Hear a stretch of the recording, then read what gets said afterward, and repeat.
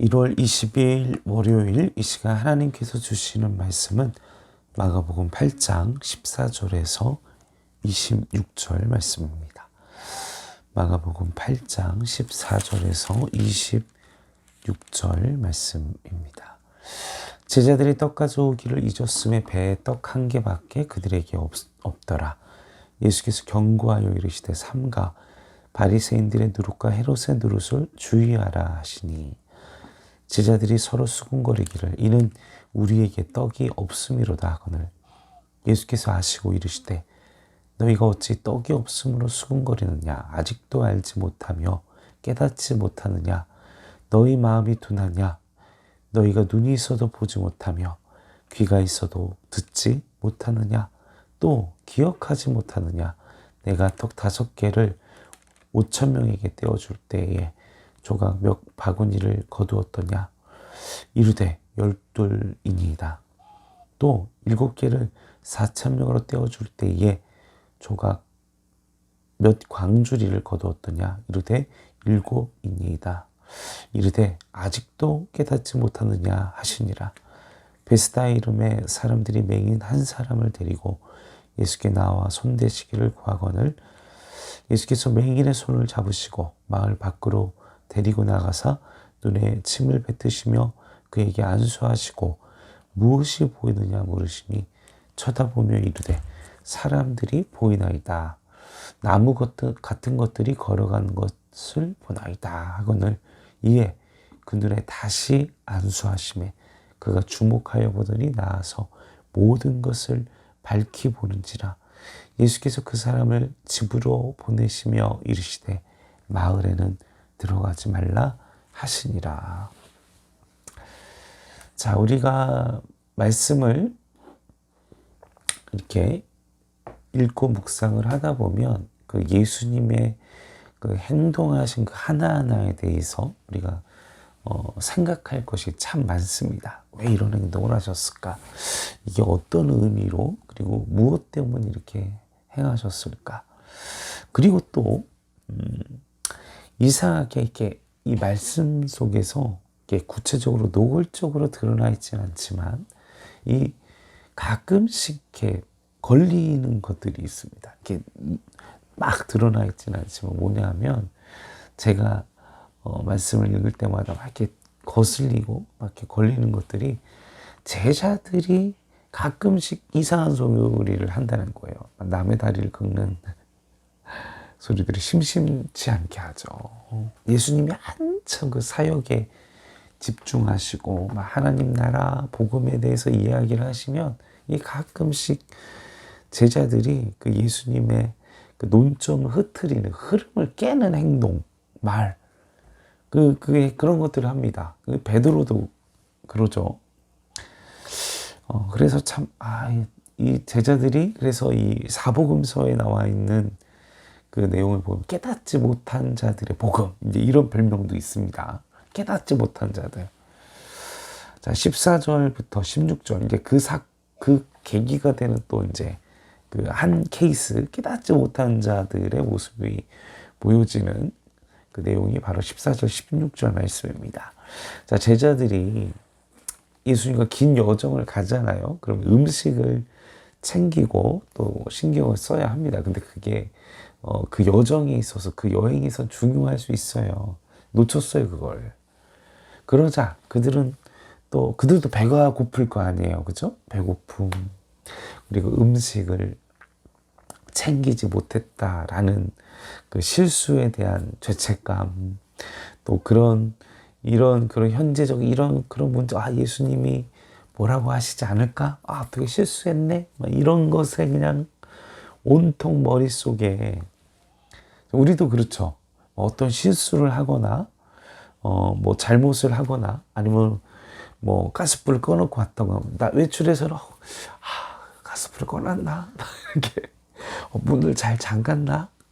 그리고 말을 할 때 실수랑 행동, 내가 뭔가 이 실수를 해서 저 사람이 그렇게 생각하고 그 사람이 말하는 말이나 행동, 그 사건들이 다 내가 잘못했던 과오나 내가 행동했던 실수나 내가 했던 것들이 다 연관지어서 막 내내 그 머릿속에 박혀서 생각을 하는 실수를 범하게 됩니다. 제자들도 마찬가지예요. 예수님이 바리새인들의 누룩, 헤롯의 누룩을 이야기합니다. 여기서 이 성경 속에서 이야기하는 누룩은 신앙적인, 영적인, 그리고 그 악 또는 부패를 상징합니다. 그리고 또 거짓 신앙, 그리고 그들의 인본주의적인 생각, 사상, 이론, 그런 것들을 그들의 누룩이라고 예수님은 이야기를 하신 건데, 그들의 그런 누룩을 조심해라. 그들의 인본주의적인 거짓 신앙, 그리고 그들의 악을 조심하고 그들의 죄악된 행실을 조심해라. 이걸 얘기하신 건데, 누룩, 떡. 이걸, 왜요? 떡을 안 가져왔거든요. 떡을 안 챙겼거든요. 그냥 그 현재의 배고픔, 현재의 나의 실수에 집중하느라 하나님 나라, 그 영적인 취해야 할 그 말씀을 놓치고 있다라는 것입니다.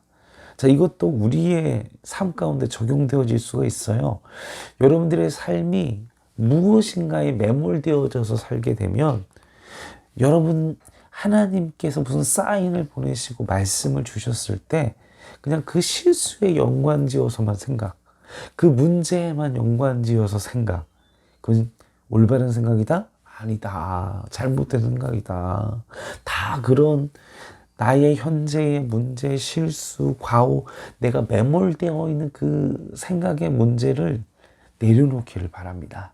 이 시간 기도하시면서, 이 시간 묵상하시면서, 또 예배하시고, 기도하시고, 찬양하는 그 순간에 하나님께 내가 했던 실수, 내가 잘못했던 죄, 내 생각을 매몰시킨, 그냥 과몰입하게 한 그 모든 것들에 대하여 인간적인 생각, 그 모든 것들에 대하여 다 내려놓을 수 있도록 기도합시다. 예배마다, 기도마다, 묵상마다, 찬양마다, 하나님 앞에 나아갈 때마다.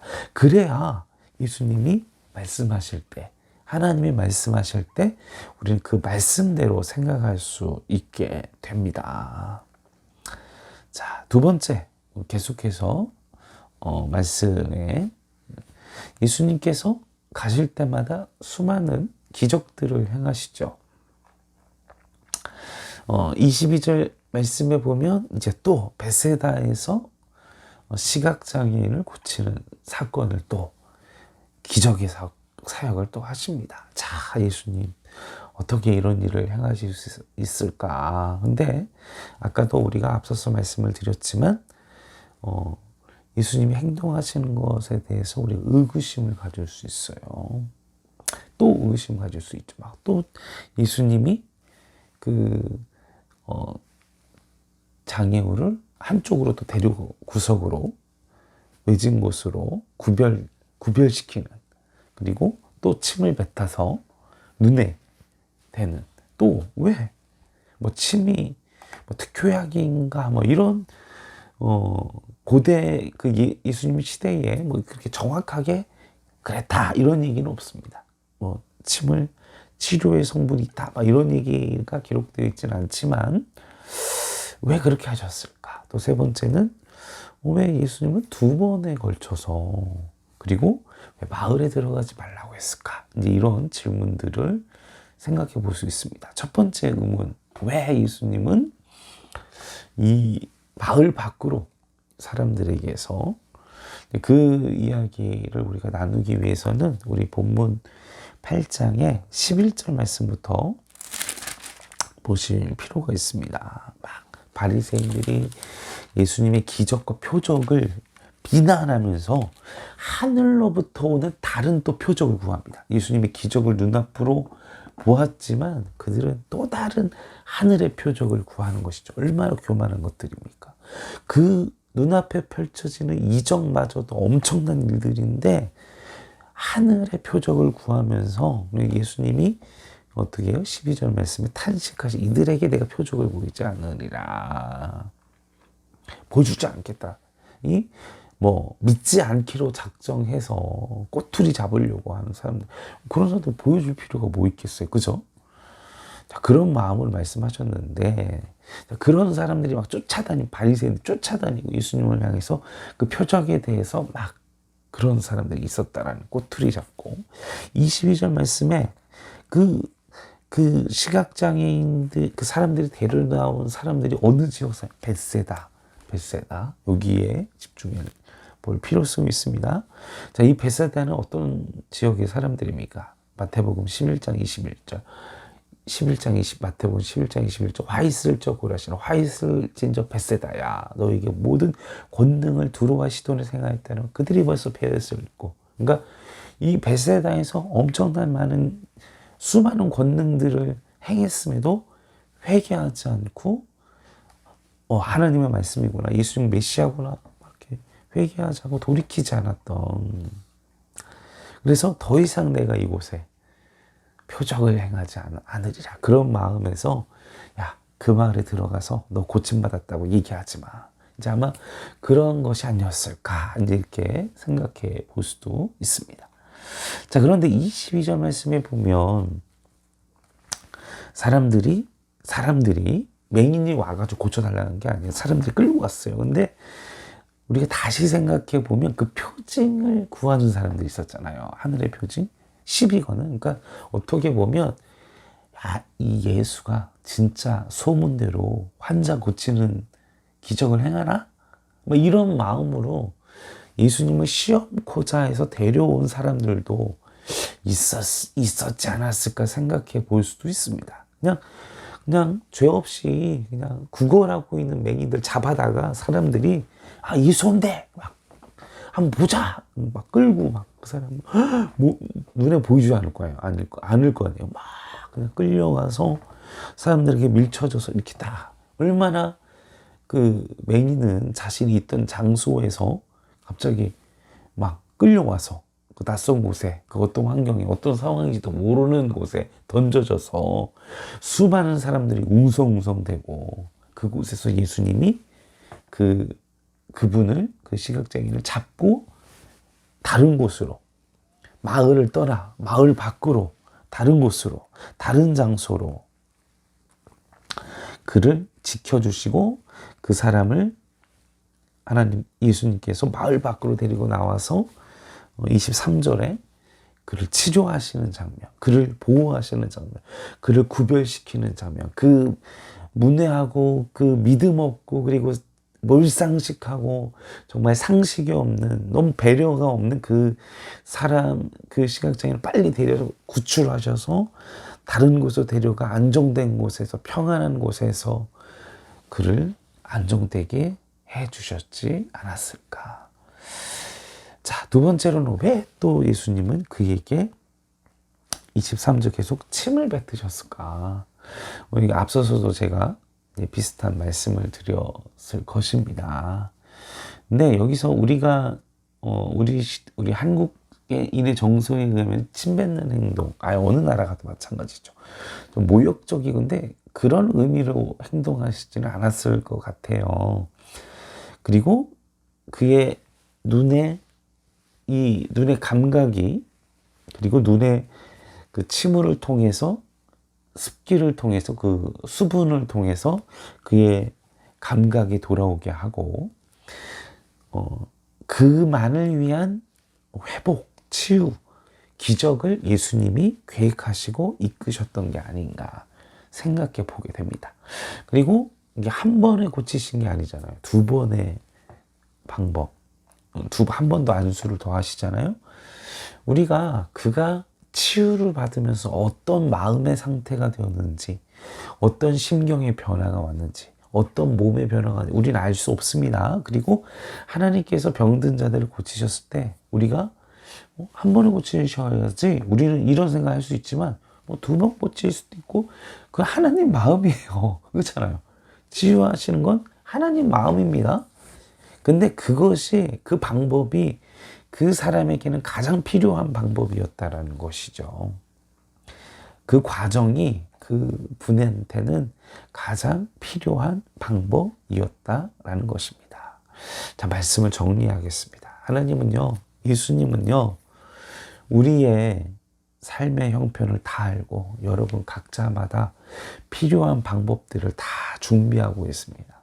우리가 신앙의 간증을 듣고 영적인 모범을 들을 때 너무 그것으로만 응답하시겠거니 아니면 내 생각대로만 응답하시겠거니 생각하시면 안 돼요. 예수님은요, 그 치유하시는 그 환자들의 다양한 방법으로 어떤 사람은 2번, 어떤 사람은 침을 뱉어서, 어떤 사람은 침을 눈에, 어떤 사람은 침을 혀에, 어떤 사람 이게 다 방법이 다 어떤 사람은 말로, 어떤 사람은 직접 손을 대시며 말로 치유한 사람도 있고, 다가가서 직접 만지고 한 사람도 있고, 그 사람마다 하나님의 방법이 있었다라는 사실인 것입니다.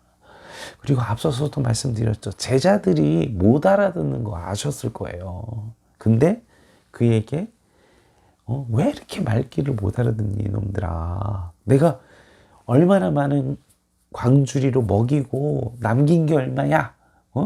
그리고 또다시 치유의 능력을 보여주시면서 제자들의 그 어리석음과 그들의 깨닫지 못한 믿음을 향하여 다시금 도전케 하시는 역사. 오늘 우리에게도 하나님은 끊임없이 도전하시고 말씀하시고 우리에게 맞는 방법들로. 여러분, 이 이야기는 무엇입니까? 여러분이 사회생활 하실 때에도 사람들을 대할 때, 관계를 맺을 때 그 사람들에게 여러분이 한 가지 방법으로 요구하지 마세요. 다양한 방법으로 하나님도 역사하시는데 왜 내가 경험한 거 가지고 자꾸만 변화하라고 그걸로만 요구를 합니까? 배려해 주십시오. 기다려 주십시오. 함께 기도하겠습니다. 아버지 하나님, 주님은 인격적이십니다. 우리의 매몰된 그리고 우리의 집착하는 또 우리의 실수를 또 우리의 모든 과몰입된 생각들을 벗어나서 하나님의 마음, 예수님의 마음으로 주님의 말씀을 들을 수 있도록 도와주시옵소서. 하나님, 끊임없이 인격적으로 우리를 향한 하나님의 완전하신 계획을 신뢰합니다. 그 어떤 상황 속에서도 우리가 흔들리지 않는 믿음을 허락하여 주시고, 주님, 다양한 방법으로 역사하시는 하나님, 또한 내가 만나는 사람들에게도 그 사람의 인격을 존중하며 그 사람의 다양한 시도, 다양한 섬김, 다양한 섬김과 겸손이 우리 주님처럼 나도 우리도 그렇게 살아갈 수 있도록, 섬김의 삶을 살아갈 수 있도록 도와주시옵소서. 감사를 드리며 울건하신 예수님의 이름으로 기도하옵나이다.